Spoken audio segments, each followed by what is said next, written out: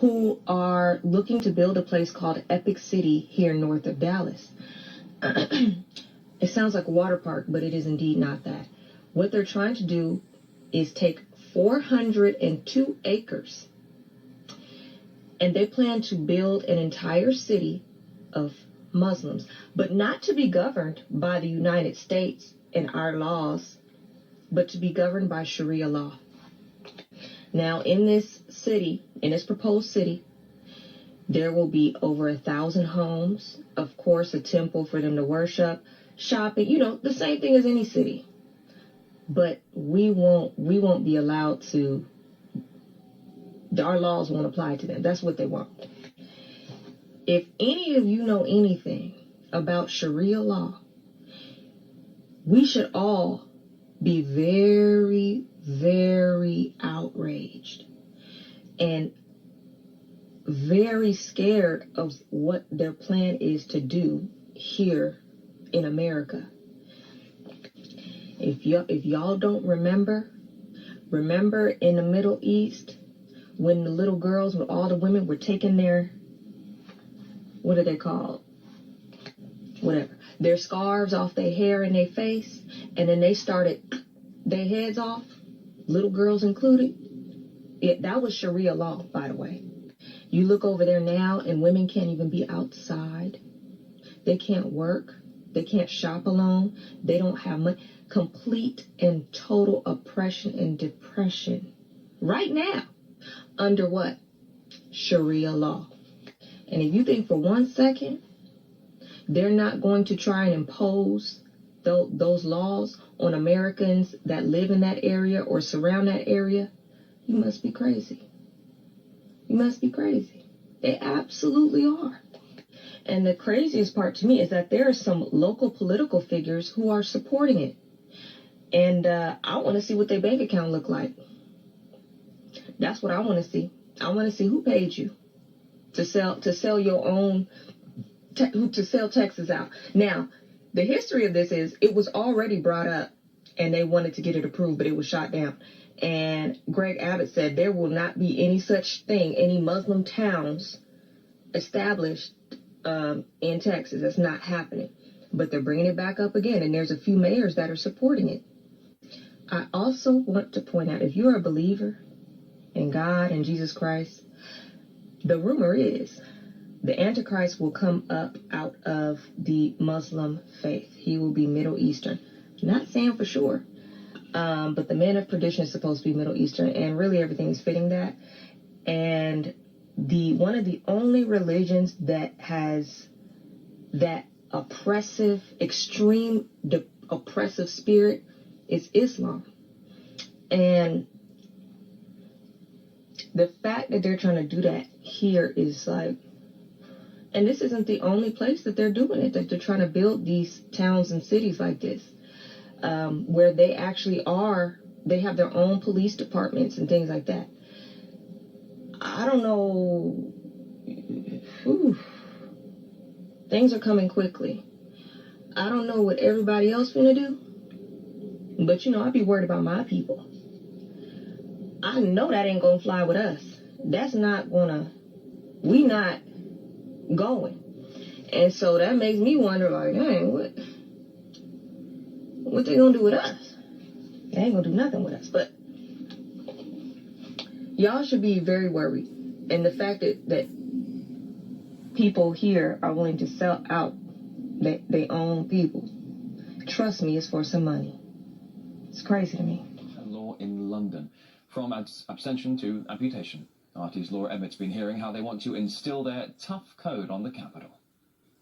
So we are here to tell you that Islam and the Sharia is unstoppable in Europe. Stoning for adultery, cutting off hands for stealing, death for renouncing Islam. This group of men is trying to enforce Sharia law in the UK. They've started a campaign to make certain areas of London and other cities Islamic law-controlled zones, starting with Walthamstow, East London. Muslims will be commanding good and forbidding evil, presenting Islam as an alternative to the Muslim and the non-Muslim community. ultimately we believe the Muslims can live together, trade according to the Sharia, resolve their problems according to the Sharia, and even police themselves to a large extent. Hopefully one day to have Islamic Emirates which will have authority locally, security locally, and even provide welfare locally. Chowdhury and his friends are fly-posting parts of London with large Muslim populations. They want to ban drinking, gambling and playing music.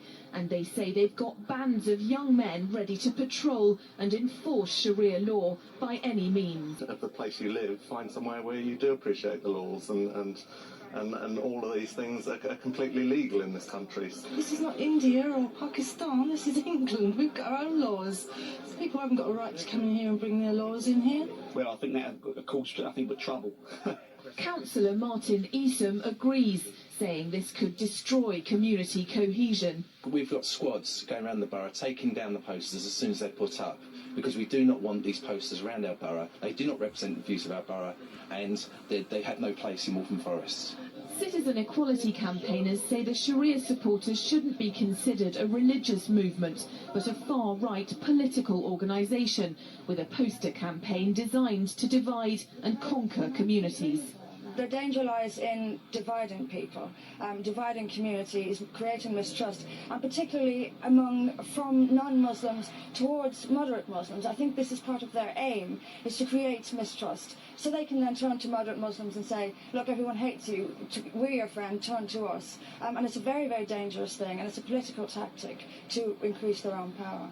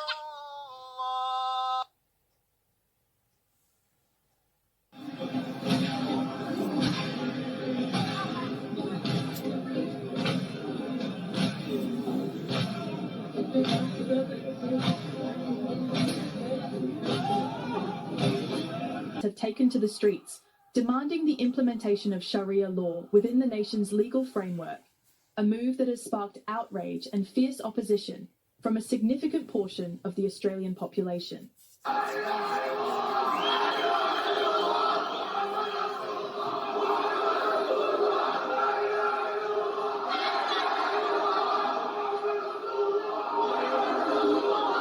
The protests, organised by a small but vocal group of Islamic activists, have been held in major cities across the country, with the protesters chanting slogans and carrying banners that call for the immediate adoption of Sharia law, a system of Islamic jurisprudence that governs various aspects of personal and public life.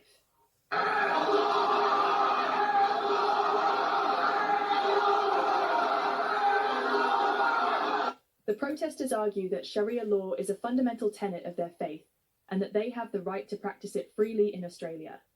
However, their demands have been met with a strong backlash from many Australian citizens who view the protesters' actions as a direct challenge to the country's secular legal framework and its cherished traditions of democracy and individual rights. You want to live under Sharia law? Go to a Muslim country. It's not a game to go play around with it. It's not a playing card or something.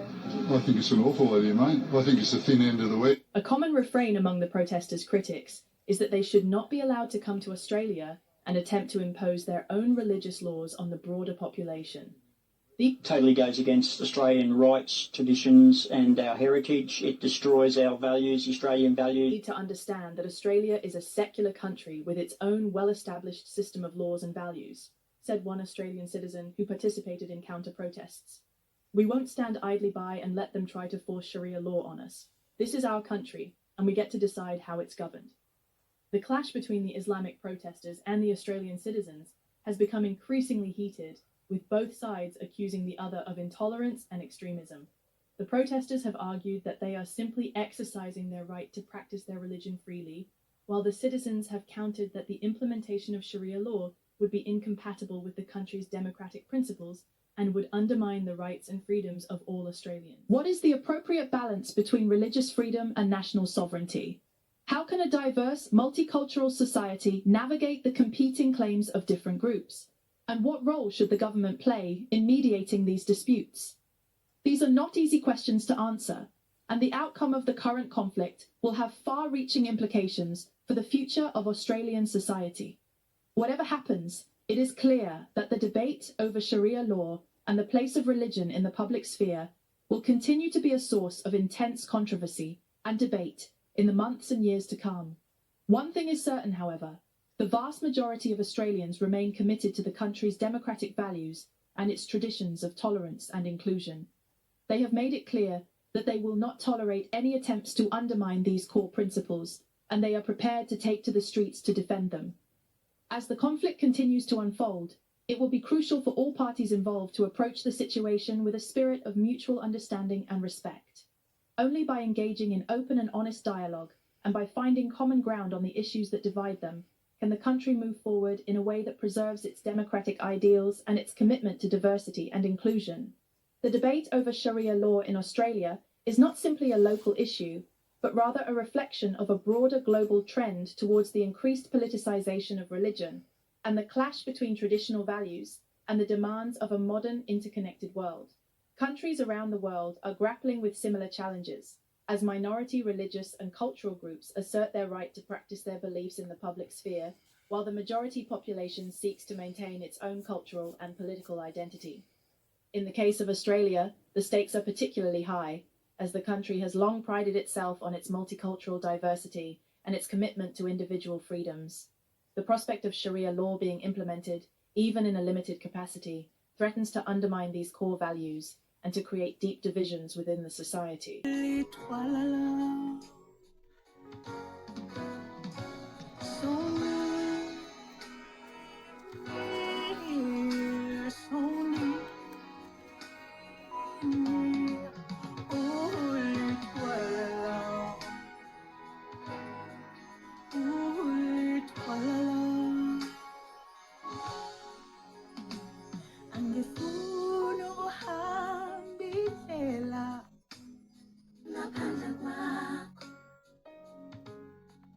You're such a wonder.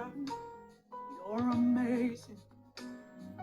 You're my hiding place.